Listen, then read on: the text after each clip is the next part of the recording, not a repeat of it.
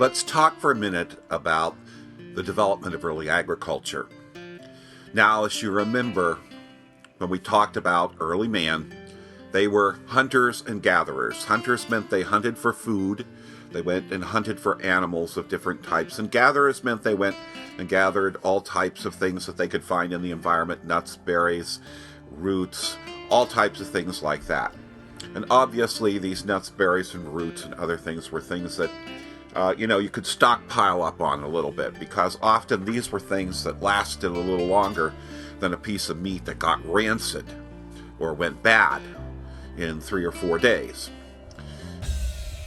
Suddenly, someday, somebody had the idea, you know what? What if we help the plants a little bit? They produce for us, but what if we help the plants that we wanted to be really successful and produce for us to produce? Now, agriculture didn't start one day and suddenly there it was. It took hundreds and hundreds and hundreds of years, and it started independently in many places across the globe. But the general idea began to dawn on people that helping the plants that they wanted to be successful succeed in life would result in them having more food. And at first, it probably was nothing more than simply planting some seeds, and people moved on and they came back to find the plants that they had planted and to try to harvest from them.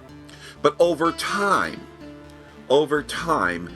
people began to realize that if you were there on a day-to-day basis and you helped the plants, that you would get even more.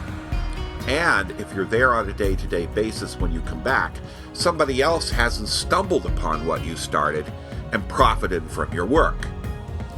And this is a process by which agriculture started. And so the first agricultural settlements were really just places where people chose a place they wanted these plants to grow and help them. And sometimes that consisted of what was called slash and burn farming. And that meant you cut down the trees to create an open space where the plants you wanted to grow could grow.